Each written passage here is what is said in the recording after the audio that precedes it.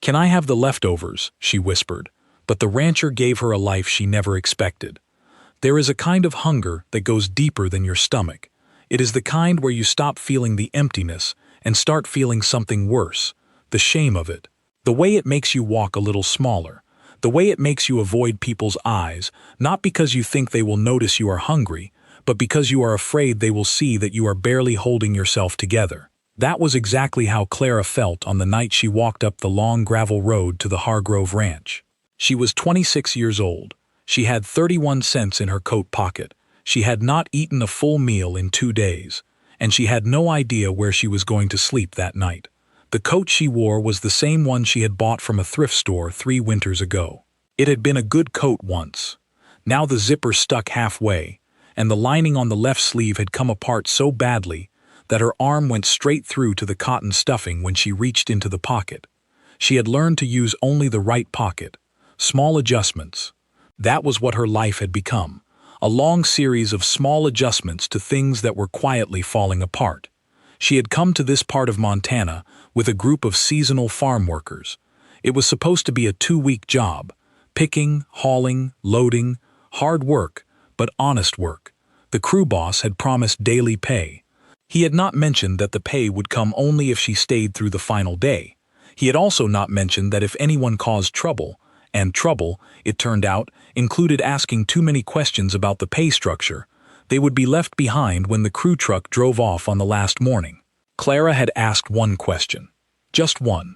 She had done it quietly, politely, with her hands in her pockets and her voice low. She just wanted to understand when and how she would be paid, and whether there were any deductions she should know about. The crew boss had looked at her the way some people look at a problem they have already decided to ignore. He had nodded, said he would get back to her, and then the next morning the truck was gone before she even woke up. She stood in the empty field and looked at the tire tracks in the mud for a long time. She did not cry. She had gotten past that point a while ago. She just stood there, counted what she had, thought about what was nearby, and started walking. She walked 4 miles before she saw the lights of the ranch. She had never walked 4 miles in the dark before, at least not in a place this empty. The county road had no streetlights and almost no traffic. One truck passed her in the first mile, its headlights sweeping over her and then disappearing around a bend, leaving the dark even darker than before. She kept to the edge of the road where the gravel crumbled into the grass. Her boots were not made for long walking. They were work boots, with thin soles that let you feel every stone. After the second mile, her right foot had a blister forming on the back of the heel. She could feel it with every step, a small, insistent burning. She thought about a lot of things on that walk, not in any organized way. Thoughts came and went like cars on a road, except there were almost no cars. She thought about the crew boss and the truck, and whether she should have pushed back harder, said something different, handled the whole situation differently from the start. She thought about how she had told herself that the job would be fine, that the pay would come through, that she just needed to get through 2 weeks and then she would have enough to move on to the next thing. She had told herself that about a lot of jobs. She was trying to decide if she was too trusting or not trusting enough, or whether it was something else entirely. She thought about her mother. She thought about Lily. She thought about the accounting textbooks she had sold 18 months ago to cover rent, and whether she would ever pick up another one. She stopped thinking when she saw the lights. It was just past 9 in the evening. October had arrived fully, and the air had that sharp quality to it, the kind that makes the inside of your nose sting. The fields on either side of the road were dark and flat, and the sky above was crowded with stars the way it only gets when you are far enough from any town that the light does not wash them out. Any other night, Clara might have stopped to look up at them. That night she just kept walking. The ranch house was set back about a 1/4 mile from the main road. She almost missed the turnoff.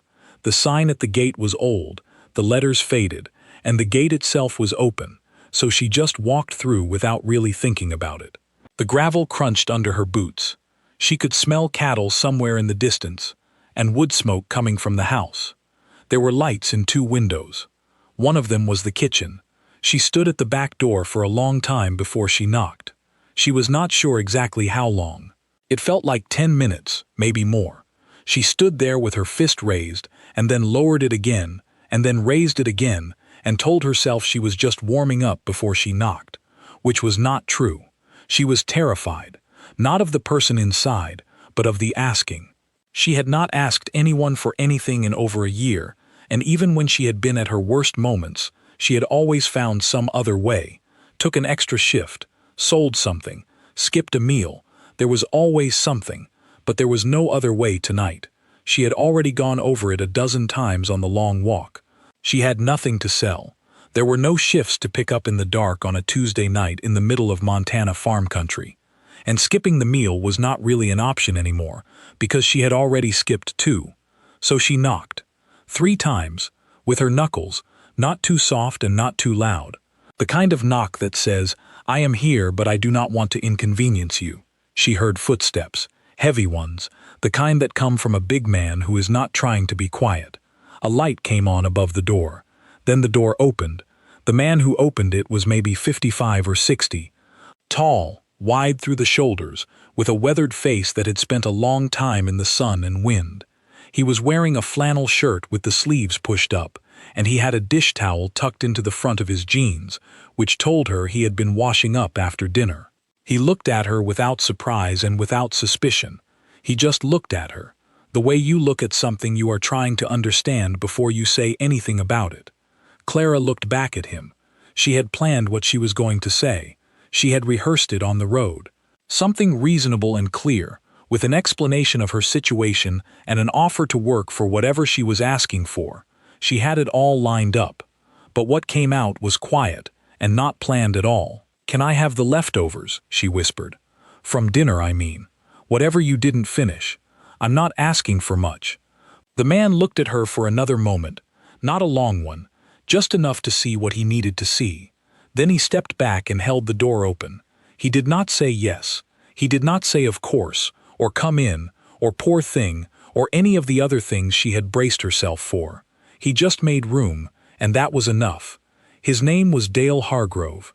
He had owned this ranch for 30 years, first with his wife Ruth, and then, for the last 4 years, alone. He had 2,000 acres of cattle land, a small crew that came and went with the seasons, a cook named Berta, who came in 5 mornings a week, and a son named Ray, who lived in Billings and called on Sundays. He was not a man who talked much. Most of the people who knew him would say that Dale communicated mostly through what he did, rather than what he said. If he thought something was a bad idea, he got quieter. If he trusted someone, he gave them more work without explaining why. If he was worried, he went out to check on the cattle even when there was no reason to. He set a plate in front of Clara at the kitchen table. It was not leftovers. It was the same dinner he had just been cleaning up from. Pot roast with the gravy still warm, potatoes, green beans cooked soft the way his wife used to make them, and a thick piece of cornbread on the side. He poured her a glass of water and put the butter dish next to the cornbread without being asked. Then he went back to the sink and kept washing the dishes. He did not watch her eat. He did not ask her name or what had happened or where she had come from. He just washed the dishes and let her be. This, she would think about many times afterward. The not watching. It sounds like a small thing, but it was not small.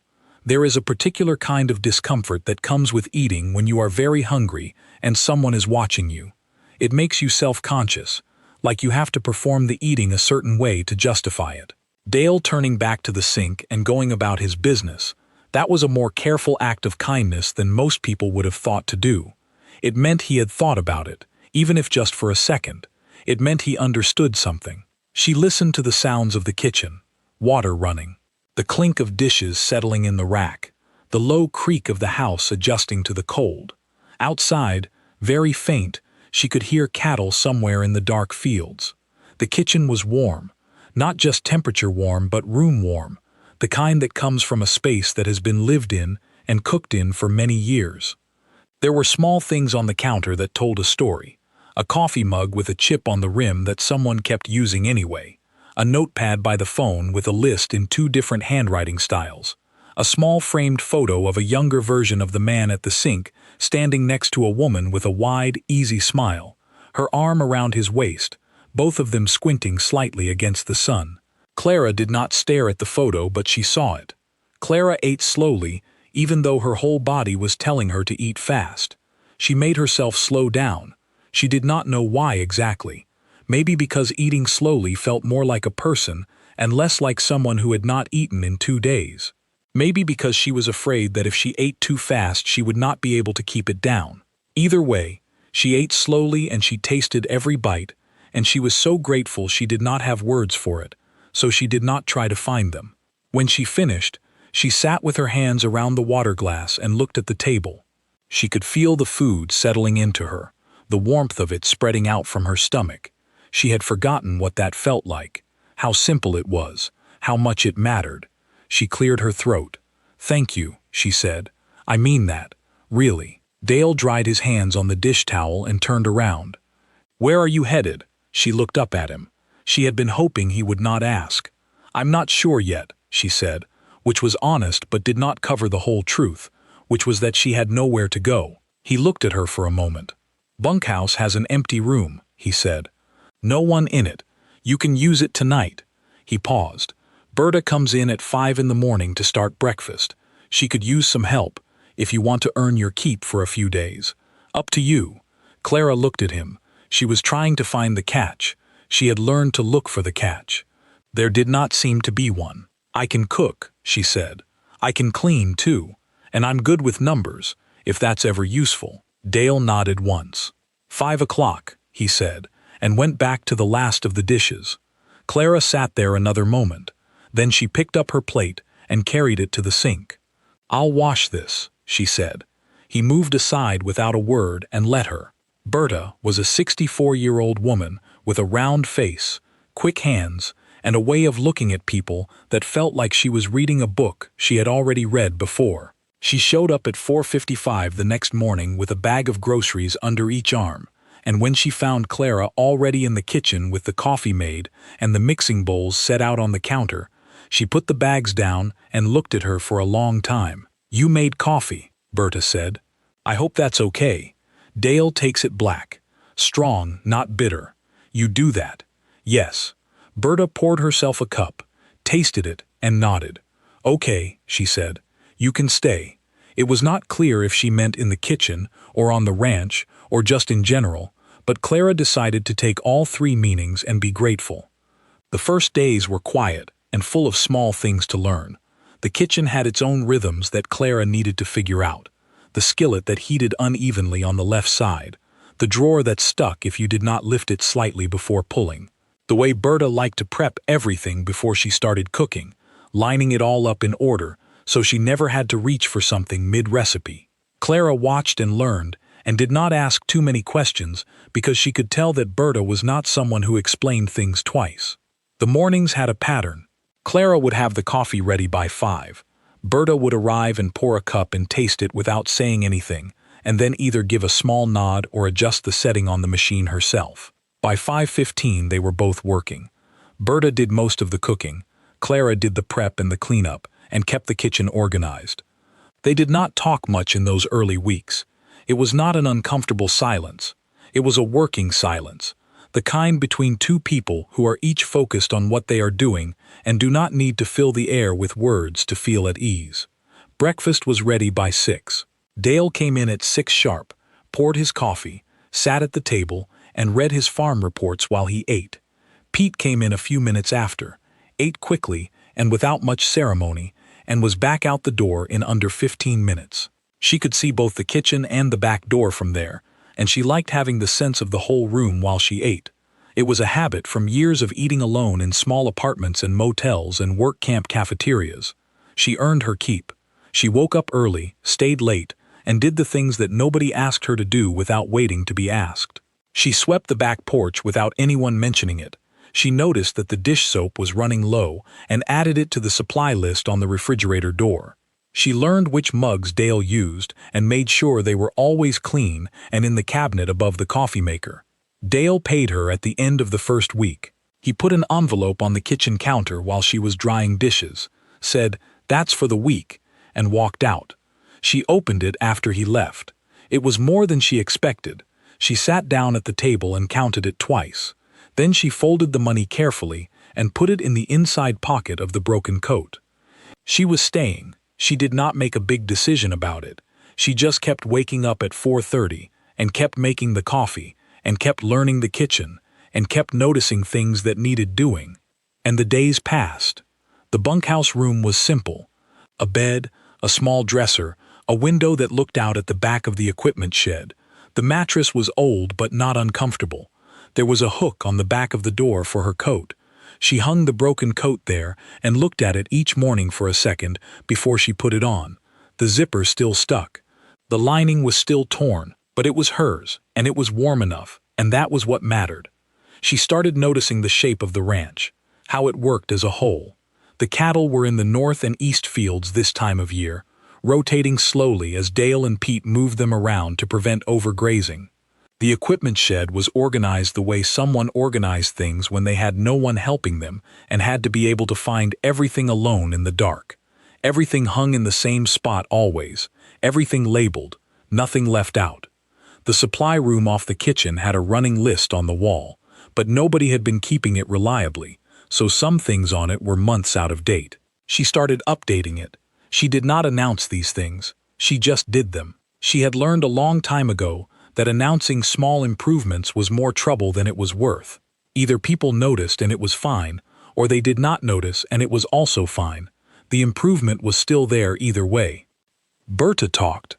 Not all the time, but when she did, she talked in a way that told you things without quite announcing them. She talked about the ranch the way someone talks about a person they have known for a long time, with a kind of tired fondness, full of small details. She talked about Ruth, Dale's wife, who had died 4 years ago from a sudden illness, and about how Dale had not really been the same since, though he was never the kind of man who would have admitted that. She talked about how the ranch had been bigger once, in terms of the crew, and how things had gotten quieter over the years. She did not ask Clara many questions. Once, in the middle of making biscuits, she said, "What were you doing before all this?" Clara kept working, studying accounting, at a community college. Berta dusted the flour off her hands. "What happened?" "My mother got sick. I had to leave." "You go back?" "No." Berta did not say anything to that. She just picked up the rolling pin and went back to work. But something in the air of the kitchen felt slightly different after that. A little warmer, maybe. Or maybe Clara just imagined it. Later that morning, she noticed that Berta had left a thick blue binder on the edge of the counter. It was labeled Ranch Supply Accounts, 2021 present. It was sitting right where Clara's hands would reach when she finished the washing up. She looked at Berta. Berta was looking out the window over the sink. "Those vendor invoices are a mess," she said to nobody in particular. "Dale hates doing them." Clara dried her hands and opened the binder. She spent that evening at the kitchen table going through the binder. It was dense and disorganized, and it was obvious that it had been kept by someone who understood ranching but did not particularly understand bookkeeping. The records went back 3 years, a mix of handwritten notes, printed invoices, and a few spreadsheet printouts that had been stapled to the wrong months. She went through it all. She made a list of questions. She organized the invoices by vendor and by quarter. And then, about 2 hours in, she found something. One of the feed suppliers had been billing the ranch for 2 separate delivery accounts. The accounts had slightly different reference numbers, and the invoices had slightly different formatting, which was probably why nobody had noticed. But when she cross-checked them, it was clear. The ranch had been paying the same deliveries twice, once under each account number. It had been going on for 9 months. The total came to just over $6,200. She sat with the paperwork for a while. She checked it again. And again. Then she got up, went to the hallway, and knocked on the door to the ranch office. "Mr. Hargrove?" He opened the door. He had reading glasses on, which surprised her for some reason. He looked at the papers she was holding. "You have a billing problem," she said. "One of your feed suppliers has been double billing you. I can show you." He looked at her for a moment. Then he stepped aside and let her in. She spread everything out on the desk and walked him through it. He did not interrupt.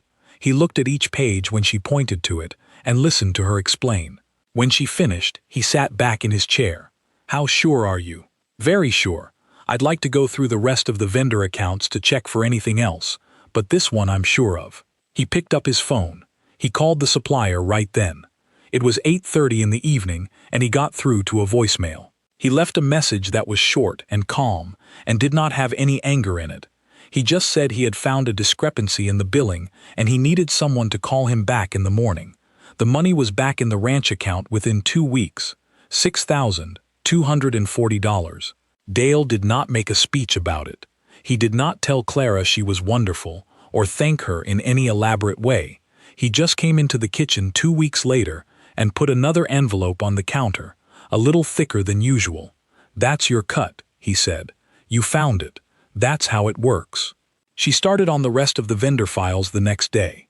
Ray Hargrove arrived in November, about 6 weeks after Clara had come to the ranch. He drove up in a clean pickup truck from Billings, where he worked as a project manager for a construction firm. He was 32, and he looked like his father in the way that younger versions of people always look. The same structure, but without the years on it yet. He had a polite manner that felt slightly practiced, like someone who had learned early on that being likable was a useful skill. He found out about Clara when he walked into the kitchen and found her at the table with a calculator and a set of spreadsheets spread out around her coffee cup. He stood in the doorway for a moment. "Who are you?" he said, not unkindly, but not warmly either. "I'm Clara. I help in the kitchen and with the accounts." He looked around the kitchen. It was cleaner than it usually was. There was a pot of soup on the stove, and the windows were not fogged up from it, because she had cracked one open slightly to let the steam out. The dish rack was empty. The counters were clear. He looked back at her. Since when? Since about 6 weeks ago. He found his father in the barn, and they had a conversation that Clara could not hear but could guess at. She kept working. When Dale came back in, he poured himself a coffee and sat down across from her. "My son has questions," he said. "I figured," Clara said. She did not look up from the spreadsheet. "I told him you're the reason we got $6,000 back from Hadley's feed." She looked up then. "How did he take that?" Dale almost smiled. "It was very small, and it was gone in a second, but it was there. He's thinking about it," he said. Ray spent 3 days on the ranch that visit. He was polite to Clara in a careful way, the way you are polite to someone you are still making up your mind about. He watched her work. He asked her a few questions, about her background, about the accounting work, about how she had ended up at the ranch. She answered all of them straightforwardly. She did not oversell herself or explain more than was asked. She had learned that the more you tried to convince someone to trust you, the more suspicious they got. On his last evening there, Ray found her on the back porch after dinner. She was sitting with a cup of tea, looking out at the fields. The stars were out again. They usually were out here. He sat down in the other chair without asking, which she actually liked better than if he had asked. "You were on a work crew," he said. It was not a question. His father had already told him. "Yes. They left you." "They did." He was quiet for a moment. "That's a rough deal." "It worked out," Clara said simply. He looked at her. She looked at the fields. After a while he said, "My dad doesn't do things without a reason. Even the things that look random. I just wanted you to know I see that." She was not completely sure what he meant by that. But she said, "Your dad is a good man." And she meant it simply and fully, without any other meaning attached to it. Ray nodded and went back inside. He left the next morning. He had started calling the ranch on Sundays, in addition to the usual check-in calls, which was something he had not done before. November turned into December. The ranch got quieter as the season wound down. The last of the seasonal hands had left by mid-November, and by December it was just Dale, Clara, Berta in the mornings, and a young guy named Pete, who handled the cattle and lived in the other bunkhouse room. Clara had moved through the vendor files and found 2 more small errors. Nothing as significant as the first one, but together they added up to about $900 in overpayments. She had also started building out a simple tracking system, a set of spreadsheets that connected the deliveries, the invoices, and the payments, so that it was easy to see at a glance whether everything matched. It took her about 2 weeks to build it, and another week to test it against the previous year's records. She showed it to Dale one evening after dinner. He put his reading glasses on and went through it slowly. page by page. She sat across from him and waited. He was not a fast reader when it came to numbers. He was thorough. When he finished, he set the glasses on the table. "This is good work," he said. "Thank you. Takes a lot of time to keep something like this up. At first. Once it's set up, maybe an hour a week to update." He nodded. He picked his glasses back up and looked at the spreadsheets again, though she had the feeling he was not really reading them this time. He was thinking, "I never had anyone to do this," he said. "Ruth used to keep the books. When she was gone, I just kept muddling through. I didn't realize how far behind things had gotten." Clara did not say anything to that. She just listened. "She would have liked you," Dale said. He said it quietly, like it was something he was saying to himself as much as to her. Clara felt the weight of that. She was not sure what to do with it, so she just said, "Thank you," very quietly, and meant it. One afternoon in mid-December, a neighboring rancher came by. His name was Walt, and he was the kind of man who said what he thought, without spending much time thinking about whether he should. He had been ranching in the area for 40 years, and he had opinions about everything, which he shared freely. He came into the kitchen to pick up something he had borrowed from Dale a few weeks before, and he found Clara at the table with her files. He looked at her, and then looked at Berta, and then looked back at Clara. "This the girl Dale took in," he said to Berta, as though Clara was not sitting right there. Berta kept stirring the pot on the stove. She did not answer. Walt looked at Clara more directly. "You the one from the work crew?" "Yes," Clara said. He made a sound that was not quite a laugh and not quite a grunt. "Dale's always been soft-hearted," he said. "Can't say no to a hard-luck story. Ruth was the same way. I've said for years it'll get him into trouble." He said it the way people sometimes say things like that. Not exactly to be cruel, but not caring much whether it was kind. Just saying what he thought. Clara looked at him for a moment. She did not feel angry. She felt something flatter and heavier than anger. She said, "Is there something you need?" He blinked. He had not expected to be redirected. "I'm looking for Dale. He's in the north field. I can radio him for you if it's urgent." Walt said it was not urgent, and he'd come back later, and he left. Berta, who had been very busy stirring a pot that did not require that much stirring, waited until she heard his truck pull away. Then she said, "Walt's been talking about getting into trouble his whole life. He's still here." Clara almost smiled. That night she sat on the edge of the bunkhouse bed with her savings money in her hand. She had enough to get to the next town, maybe 2 towns. She could find something. She always had. She sat there for a long time. Then she put the money back in the coat pocket, the inside one, the one without the hole, and she went to sleep. Christmas came and went quietly. Dale's son Ray came for 2 days, and for those 2 days the house felt warmer and louder than usual, which was not very loud, but warmer. Berta made a big meal on Christmas Eve. Clara helped, and afterward they ate together, all 4 of them, Dale and Ray and Berta and Clara, around the kitchen table, which was the first time Clara had sat at a table with people who felt even a little bit like a group, rather than just people in the same room, in more than a year. She called her younger sister that evening. Her sister's name was Lily, and she was 23 and lived with their mother, who was slowly getting better, but still could not work. They had not spoken in almost 10 months. The call was awkward at first, in the way calls get when you have left a long silence and neither person quite knows how to climb over it. But they got through the first few minutes, and then it started to feel like talking to her sister again. Lily asked where she was. Clara told her she was on a ranch in Montana, that she was working, that she was okay. Lily was quiet for a moment, and then she said, "I was worried about you." "I know," Clara said. "I'm sorry." "Don't be sorry. Just keep answering when I call." "I will," Clara said.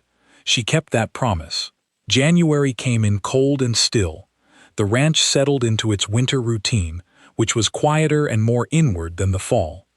Less moving around, more maintenance. Dale spent more time in the office in the evenings, going over things, making plans for the spring. One night, in the second week of January, he knocked on the kitchen door, even though Clara was the only one there, and the door was open. She looked up.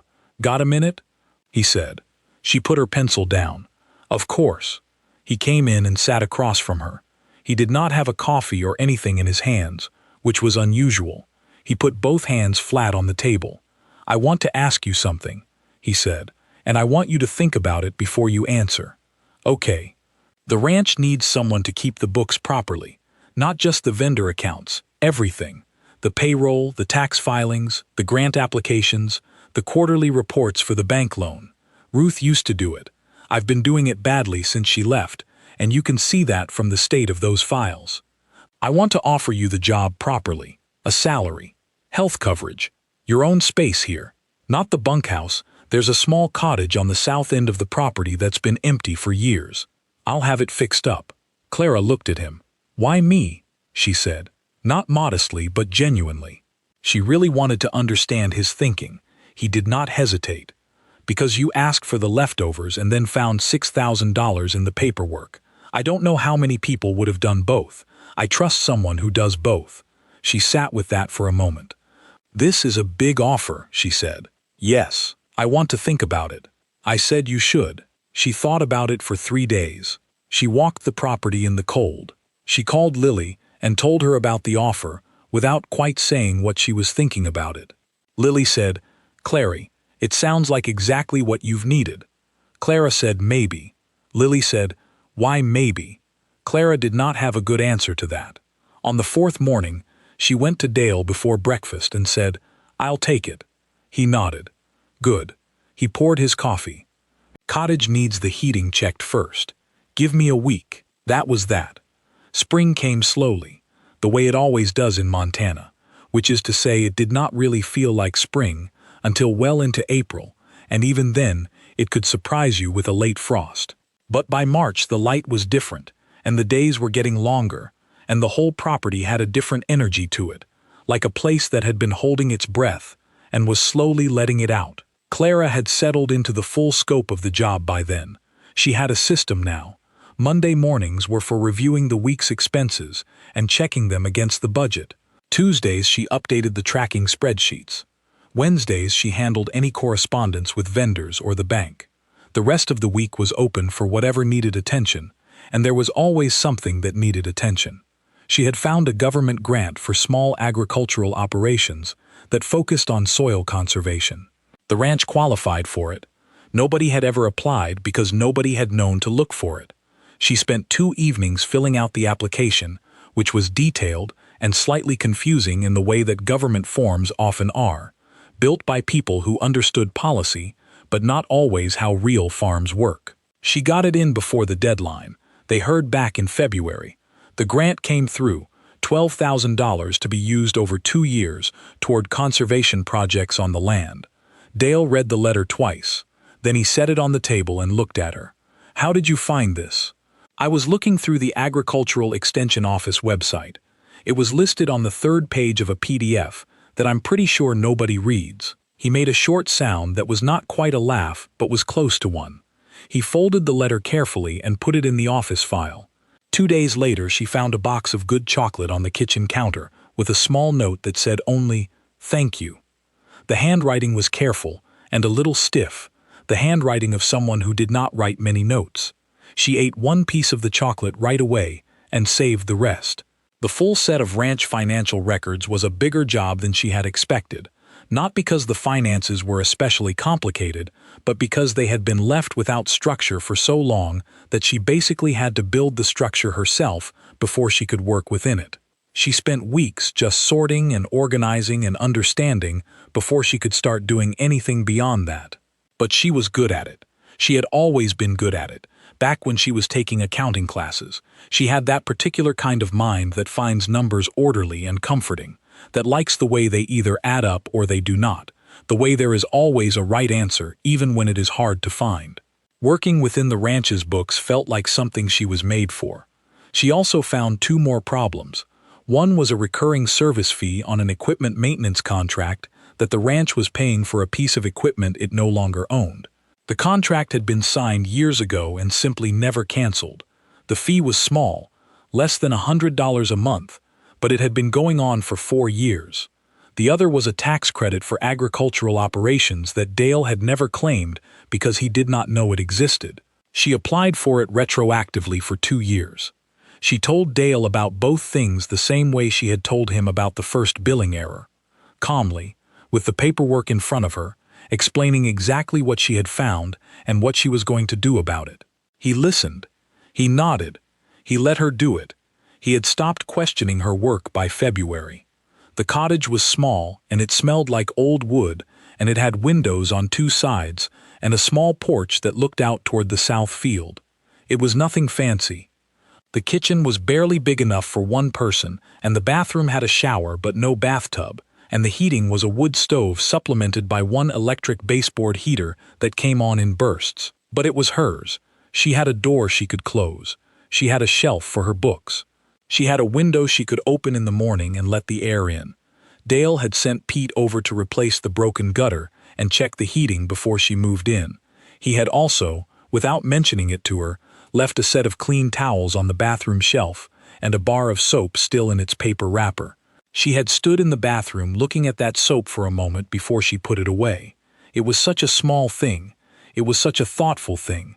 She did not say anything about it to him, and he did not bring it up, and that was exactly right. She painted 1 wall a deep warm yellow.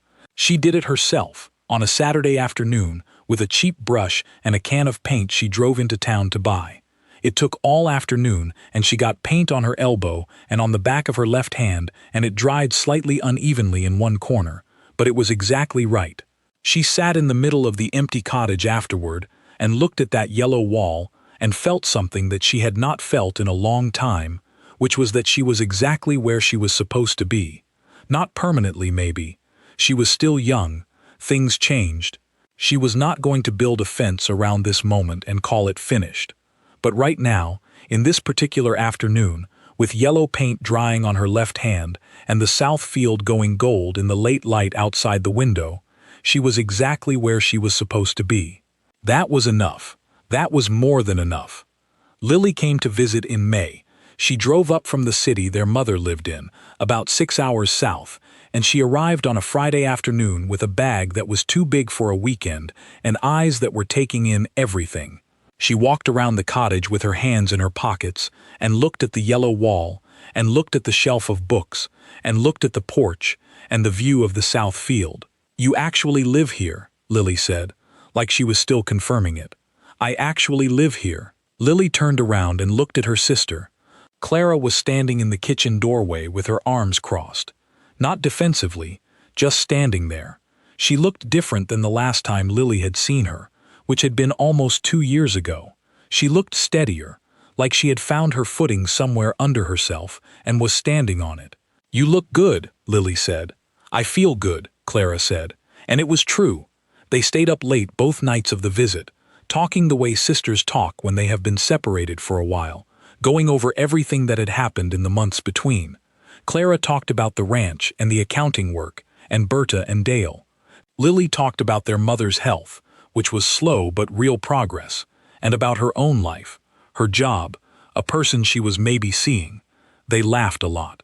On the second morning, Lily helped Clara make breakfast for the main house, and Berta put her to work immediately and with complete authority, and Lily loved it. When she left on Sunday, she hugged Clara in the driveway for a long time. "Call me more," she said. "I will. I mean it. I know you do. I will." She kept that promise too. Sometime in early June, there was a community gathering in the nearby town of Deerfield. It happened every year, a kind of end-of-spring thing, people coming together in the town hall parking lot, with food and lawn chairs and children running around underfoot. Dale went every year. Clara went with him for the first time. She did not know many people there, but she recognized a few faces from the feed store and the hardware place. People said hello to Dale and looked at her, and he would say, "This is Clara. She keeps the ranch books." And people would nod and say hello, and that was that. Walt was there. She saw him before he saw her. He was standing by a folding table with a plate of food, talking to someone. When he turned and noticed her, there was a moment where he seemed to be deciding something. Then he walked over. "Here you've been doing good work for Dale," he said. Not quite an apology. Not quite not one either. "Thank you," Clara said. "Found some billing mess in his accounts?" "Yes," He nodded slowly. Good. He walked back to his group. Berta appeared at Clara's elbow. She had seen the whole thing from across the parking lot. She pressed her hand briefly on Clara's forearm. Just once. Just for a second. She did not say anything. She did not need to. Late one evening in August, Clara was in the kitchen going over the quarterly numbers when she heard a knock at the back door. Not the front door, which was the door people used during daylight. The back door, which opened to the yard. She got up and opened it. A young man was standing there. He looked about 19 or 20, with a duffel bag at his feet and a face that was tired in the specific way that comes from carrying something heavy for a long time. He was wearing a jacket that was not warm enough for the night air, which had a bite to it even in August. He looked at her. She looked at him. "I saw the lights on," he said. "I've been walking since morning. Is there any chance?" He stopped. He looked down at his boots. She recognized that silence. She had stood in it herself not so long ago. "Have you eaten?" she said. He looked up. "No." She stepped back and held the door open. She did not ask for his story first. She did not ask where he had come from or what had happened or whether he had a plan. She went to the stove and started warming up the leftover soup from dinner and cut 2 thick slices of the bread that Berta had made that morning. She poured him a glass of water and put it in front of him and then went back to the stove. He sat down slowly, like someone who had been afraid to sit down for a while. He wrapped his hands around the water glass. He looked at the table. He did not say thank you yet. He was not there yet. That was okay. She set the bowl down in front of him.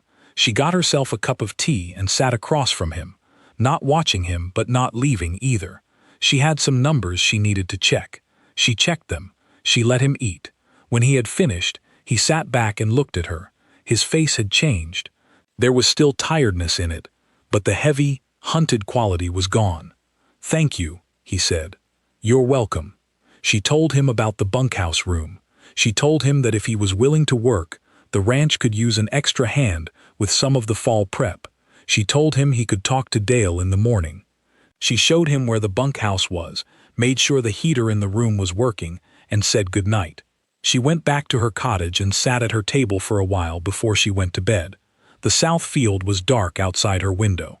The stars were out, the same ones that had been out the night she walked up this road herself. She sat with her tea and thought about that night, the 11 minutes she had stood at the back door before she knocked, the terror of the asking, the way Dale had simply stepped back and made room.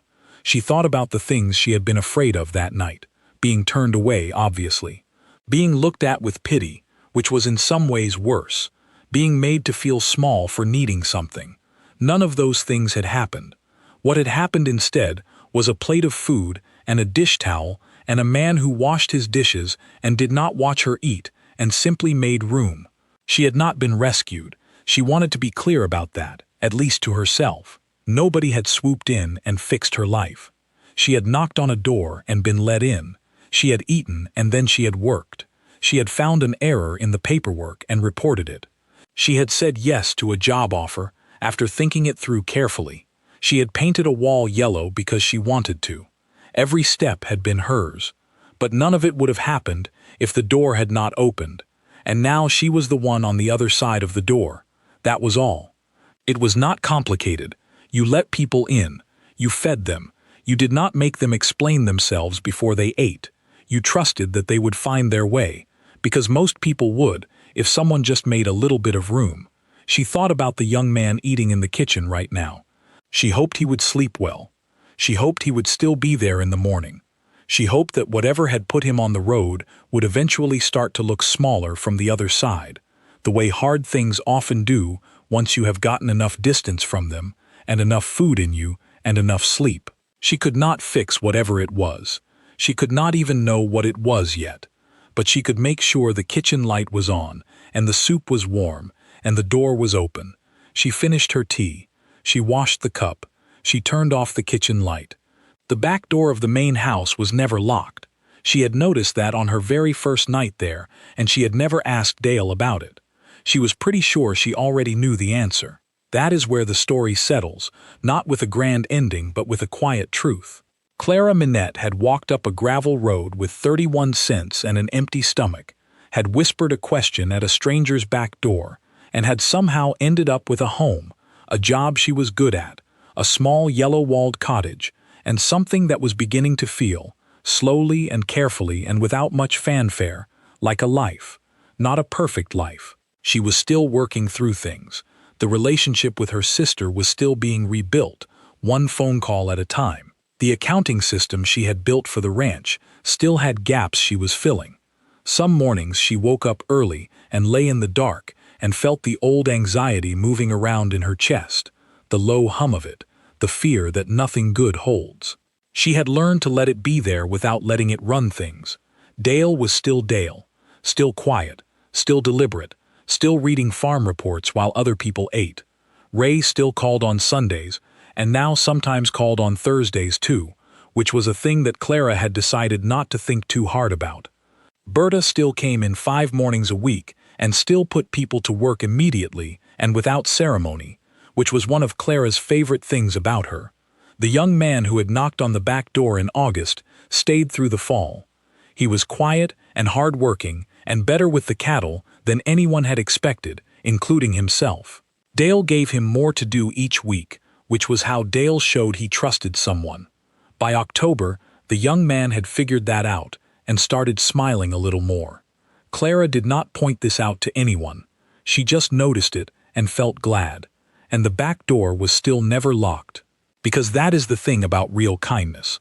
The quiet, unannounced kind that does not ask you to be grateful in any particular way, or to tell the story a certain way, or to become something specific in return. It just opens a door and makes room and trusts you to do the rest. And the people it reaches tend to carry it forward, not because they feel they owe something, but because they remember what it felt like to be cold and tired and standing outside, and they do not want anyone else to stand there any longer than they have to. Clara had asked for the leftovers. She had gotten much more than that, and now she was the one making sure the kitchen light was on. She thought sometimes about what she would have done if Dale had not opened the door that night. She would have kept walking, probably. Found somewhere eventually. She was stubborn enough and resourceful enough that she would not have simply given up.